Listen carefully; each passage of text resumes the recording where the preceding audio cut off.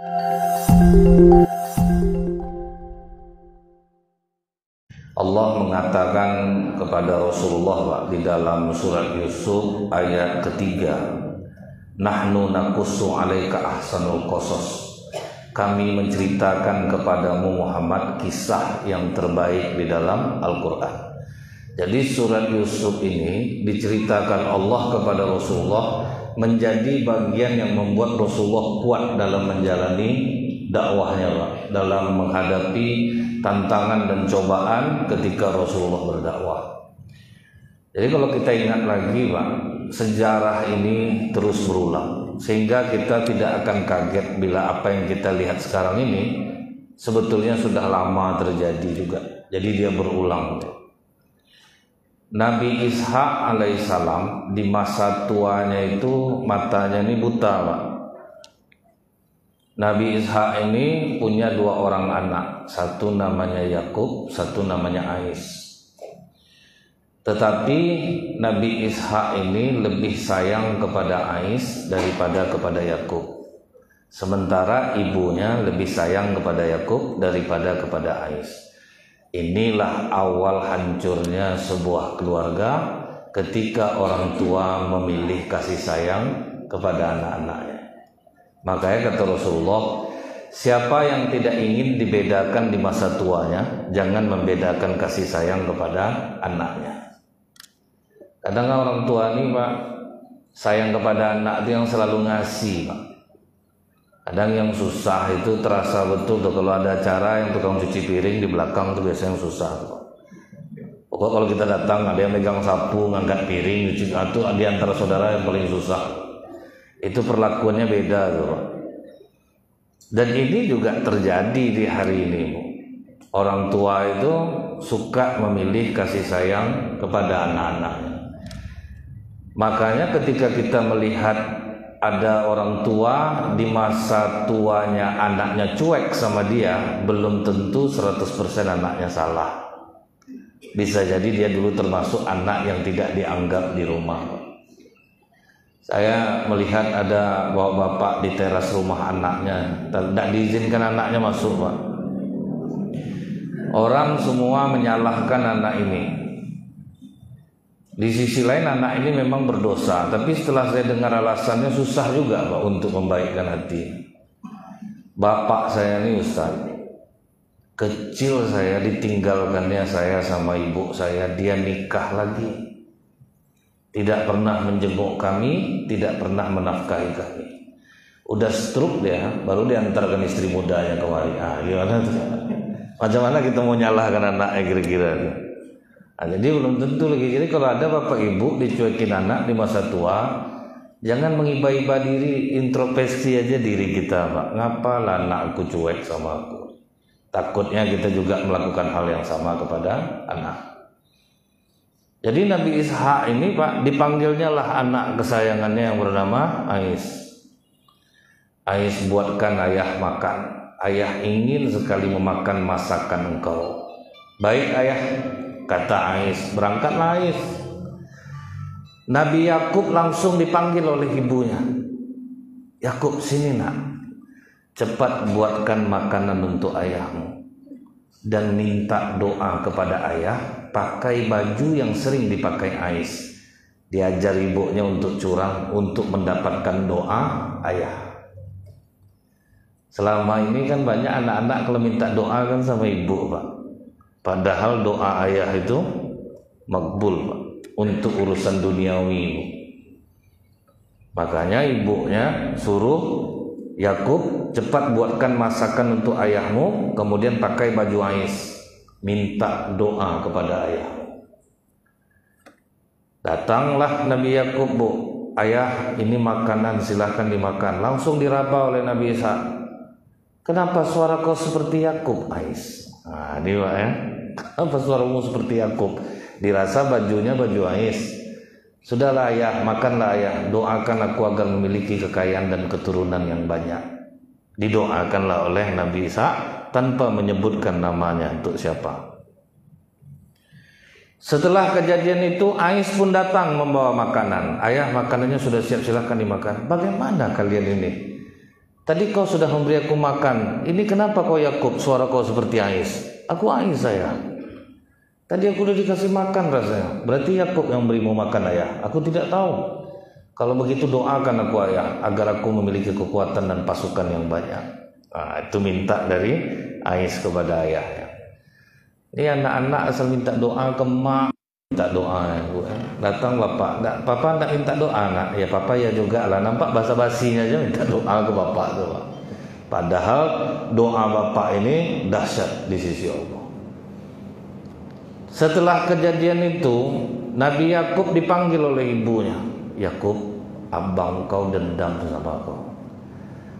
Cepat kau berkemas, tinggallah engkau di rumah pamanmu yang bernama Laban. Bersiap-siaplah Nabi Yakub, takut lari dari rumah. Pergilah dia ke rumah pamannya. Jadi dendam abangnya. Jadi kadang Bu ya, berkelahi adik-beradik itu tuh kadang tidak bisa dialasankan tuh apa Pak, tapi memang dia udah menyimpan dia lama. Kalau yang adik minta cepat dikasih, abang minta banyak ceramah yang panjang Pak, dapat enggak, misalnya seperti itu Pak. Akhirnya Nabi Yakub melarikan diri, tinggal dia di rumah pamannya. Pas di rumah pamannya itulah tinggal Pak. Pamannya ini punya 2 orang anak perempuan. Satu namanya Lia, satu namanya Rahil.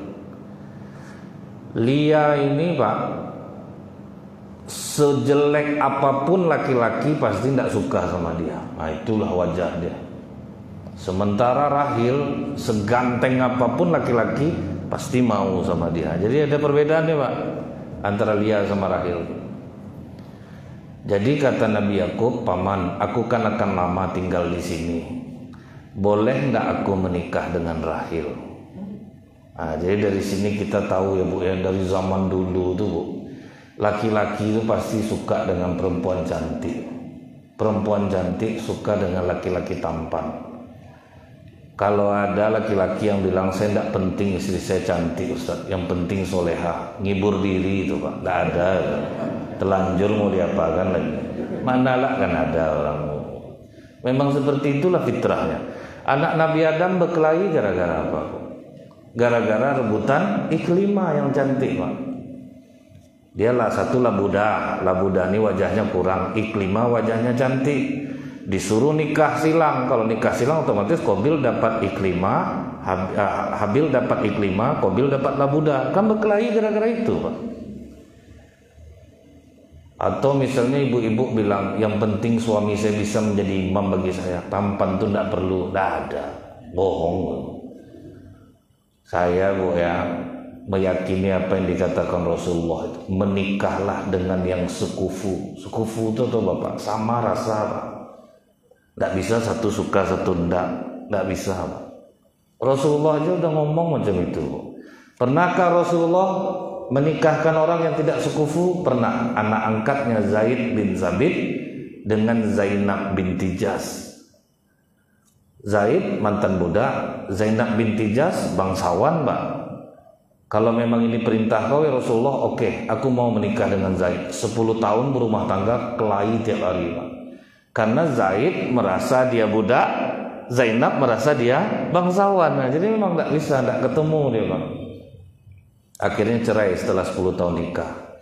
Barulah dihadiahkan Allah kepada Zainab binti Jas menikah dengan Rasulullah SAW. Baru sekufu dia Pak. Jadi Rasulullah aja udah ngomong seperti itu. Saya pernah nengok perempuan di pelaminan Bu, istrinya ngadap ke sana aja Pak, suaminya ngadap ke depan, tidak sekufu Pak. Sampai akhirnya nikahnya saya datang, suaminya meninggal, saya datang. Pertanyaan istrinya itu apa?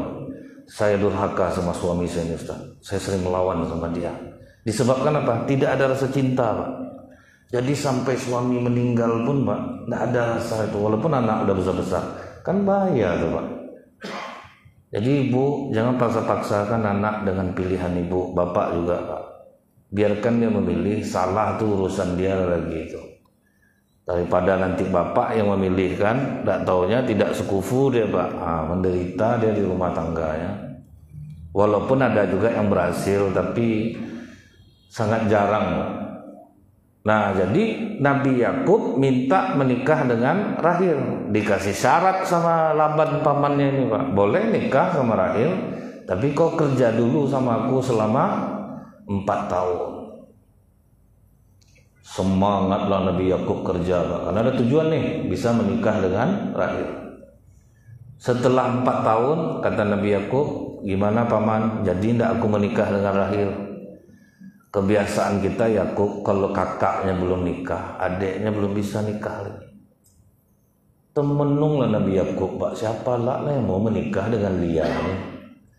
Dan waktu itu syariat masih membolehkan menikahi 2 orang perempuan bersaudara. Waktu itu, kalau udah Rasulullah nggak boleh lagi, Bu. Jadi kalau kau mau Yakub, menikahlah dulu dengan Lia. Ngedrop Nabi Yakub dibuatnya, Pak. 4 tahun bekerja keras mau nikah sama Rahil, rupanya akhirnya harus menikah dengan Lia. Setelah kau menikah dengan Lia 6 tahun, baru kau nanti nikah dengan Rahil.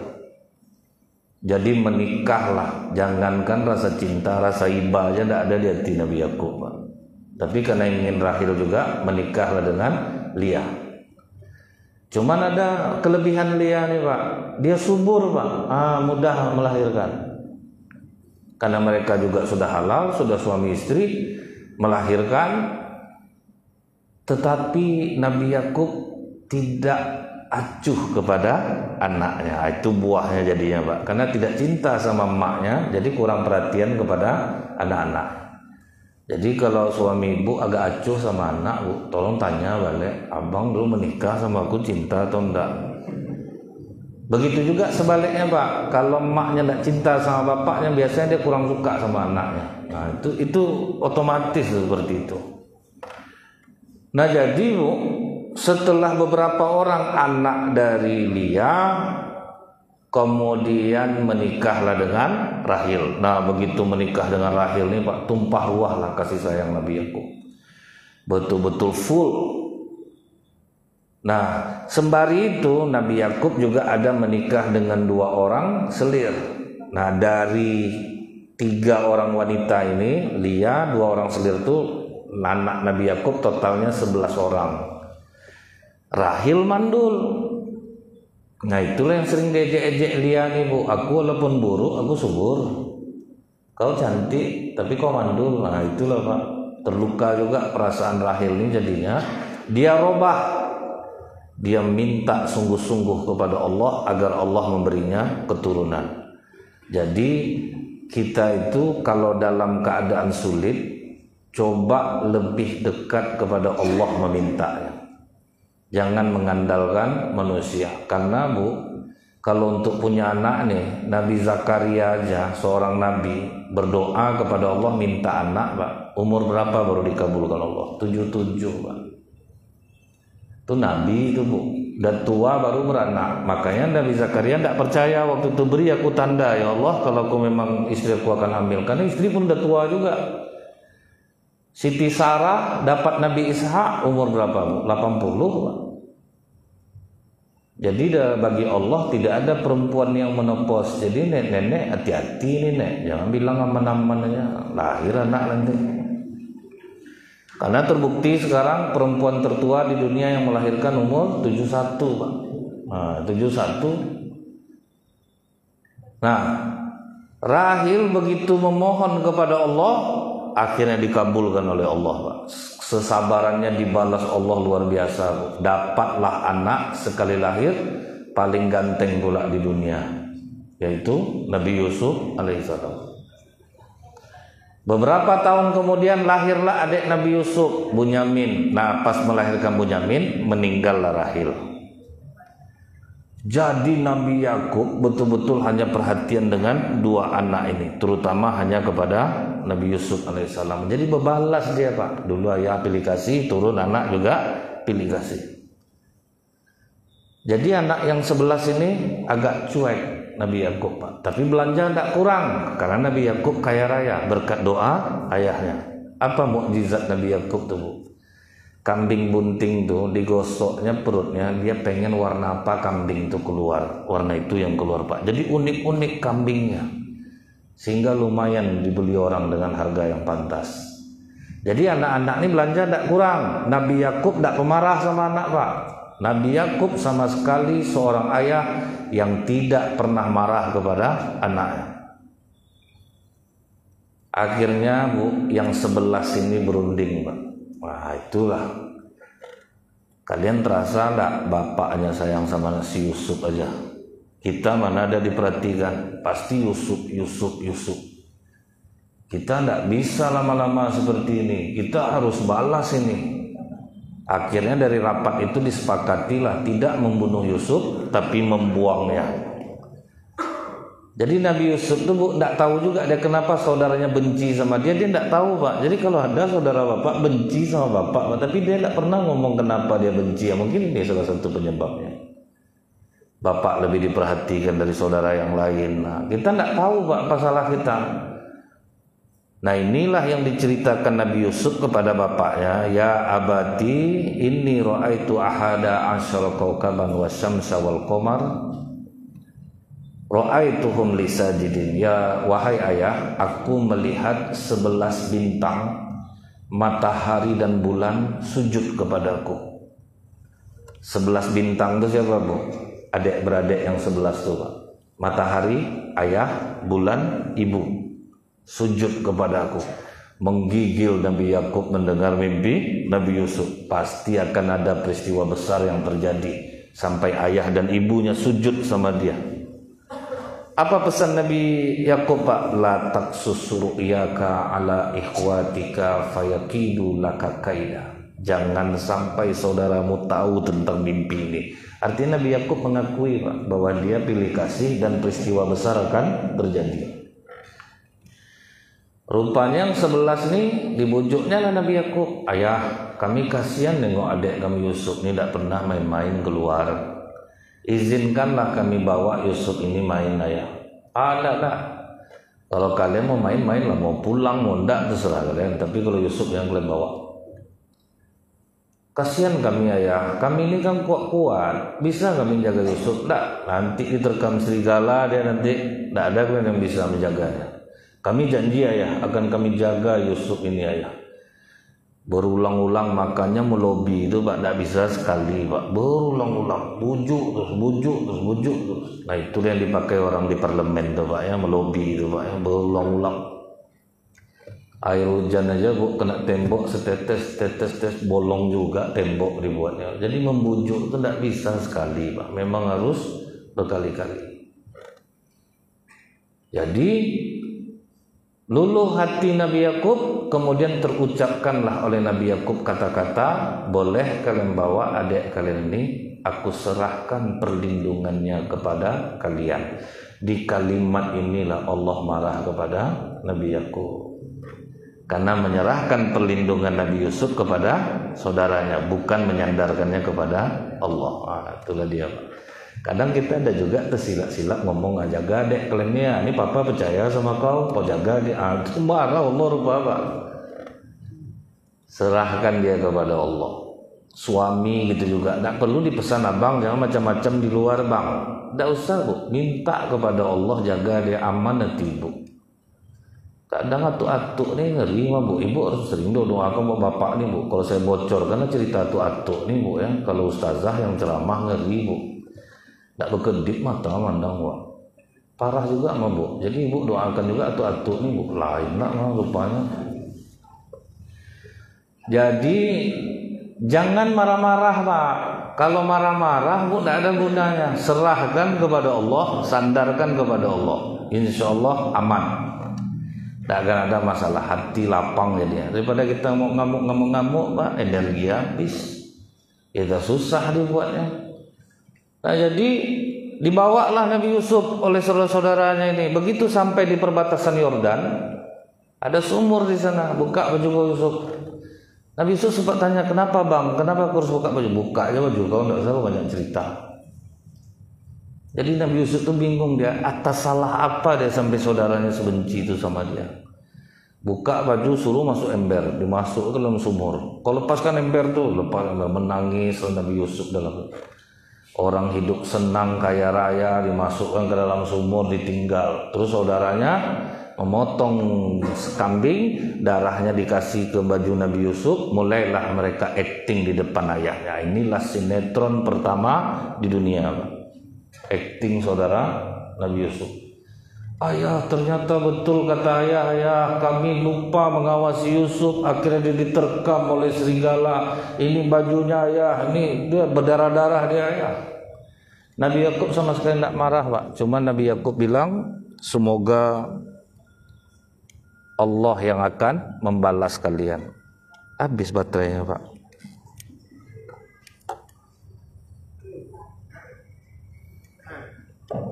Dah. Habis baterai.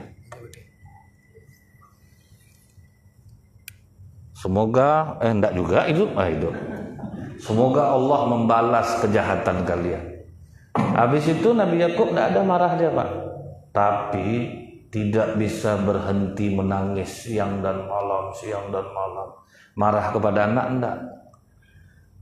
Ini amalan Nabi Yakub nih memang berat nih, Pak. Bisa tidak marah kepada anak. Jadi itulah, Bu, kalimat kata Rasulullah, bantu anakmu berbakti kepadamu. Bisa enggak kita dengan diam kita marah sama anak? Itu yang berat tuh, Pak. Anak-anak sekarang apa enggak bingung dia, Bu? Kadang ibu nyuruhnya pulang kau enggak? Enggak pulang lah kau. Pulang kau mati kau mama buat tengok lah kau. Itu bingung anak nih, Pak. Pulang mati. Itu bingung dia. Bagus enggak pulang lagi. Kita yang nyuruh macam itu. Berat, Bu. Marah kepada anak, diam. Itu tuh amalannya dahsyat tuh, Pak. Tapi kalau sempat bisa kita ngamalkan itu, Pak, jantung sehat tuh, Pak. Marah sama anak, diam, bawa bentang sejadah, minta tolong ke Allah. Wah, itu tuh memang saya pun merindukan tuh, Pak. Mudah-mudahan bisa mengamalkan itu. Kadang terucap juga gitu, Pak. Nah, Nabi Yakub menangis siang dan malam sampai buta pula matanya. Bapaknya buta, dia tak buta lagi. Menangis tuh, dicium-ciumnya baju Nabi Yusuf. Pokoknya ngeri lah sayang Nabi Yakub ke Nabi Yusuf nih. Nah, adalah orang, Bu, dia mau nimba air, begantunglah Nabi Yusuf dia itu, Pak. Ditariknya ke atas. Hadzal gulam, ini pemuda. Bukan karena dia menyelamatkan dia bangga, Pak. Bisa dijual, itu yang membuat dia bahagia. Dia tidak ada duit, bisa dijual nih. Pas lewat penguasa Mesir, Al-Aziz, beli nih. Bentuk udah hitam-hitam Nabi Yusuf, Pak, dalam sumur tuh beberapa hari. Berapa kau jual? Jual murah, Pak, 2 dirham, 180.000 kalau uang kita sekarang. Karena dirham itu kan tidak berubah-ubah dari dulu, Pak. Harga kambing zaman Rasulullah 1 dinar. Sekarang kan 1 dinar juga, Pak. 3.578.000. Sama, Pak. Jadi kalau emas perak itu dia bertahan dari dulu itu segitu juga harganya. Dibelilah oleh penguasa Mesir ini. Sampai di rumah, Zulaiha mandikan anak ini. Dimandikan, jadilah dia pembantu di istana itu. Dan hebatnya Nabi Yusuf nih, Pak, tidak pernah menceritakan siapa dirinya. Tidak ada ninggi-ninggi, Pak. Bapak aku kaya sebetulnya tuh, aku diginikan sama abang aku tuh. Tidak ada, Pak. Jadi Nabi Yusufnya apa kelebihannya, Bu? Dia menerima setiap tahapan takdir yang diberikan Allah kepada. Masuk sumur, dibeli orang, dia pasrah aja, Bu. Sampai di istana, dijadikan pembantu dan dia bisa menjadi pembantu di istana itu. Dia tidak boleh keluar-keluar dari dapur. Kau di dapur aja, kau bantu orang di dapur nih Yusuf. Iya nyonya, ya Tuan. Tidak pernah dicerita di dapur tuh, Pak. Sebetulnya bapak aku kaya. Kalau sempat tahu bapak aku ini tidak mau dia, Pak. Kalau kita kan suka ninggi-ninggi. Kalau misal orang kampungnya jadi pejabat tuh, Bu, macam kenal dekat dia. Aku sama bapak tuh dekat betul loh. Padahal tidak ada, Pak. Tidak kenal bagaimana. Pas jumpa sama bapak tuh pun heran juga nengok dia kadang. Kadang kita ini suka tinggi-tinggi. Ingat saya dulu tukang bangunan, Pak. Dia bangun masjid. Itu cerita nih, sebetulnya saya ini hidup senang, ruko saya sekian. Pak, justru Bapak cerita begini, Bapak menyakiti diri Bapak sendiri sebetulnya. Terima aja lah kenyataan ini. Tidak perlu Bapak tinggi-tinggi, Pak. Kalau kaya Bapak mana lah mau buat macam ini. Ada-ada ya Bapak. Dia kalau orang gitu tuh harus langsung dipatah, Pak. Kasihan kita nanti dibuatnya ke orang lain jadi bahan tertawaan dia. Ada sopir Grab, saya ini nyopir nih sengaja nih ngisi waktu, udah terima aja lah takdir, nggak usah nih gini gitu lagi, nggak ada guna.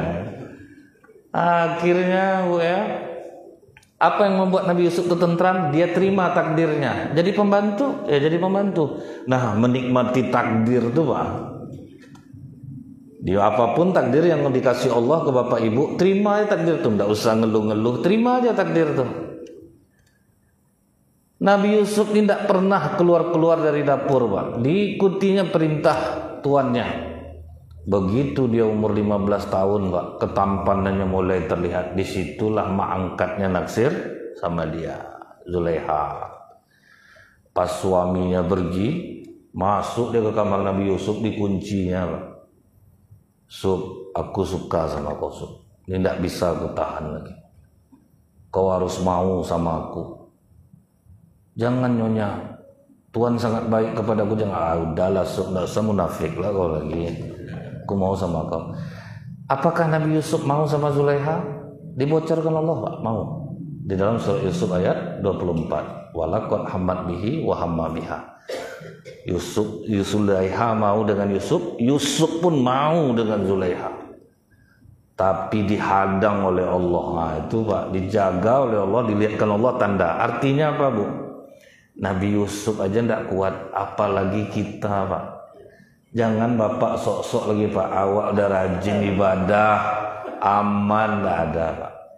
Bapak di lampu merah, di depan ada perempuan seksi, Bapak mau zikir apa enak mempan lagi. Mau a'udzubillahi minasyaitonirrajim, hasbunallahu wa ni'mal wakil, tidak kuat Pak. Jadi jangan pernah kita Pak sombong, wah kita udah rajin sholat, pasti iman kita kuat.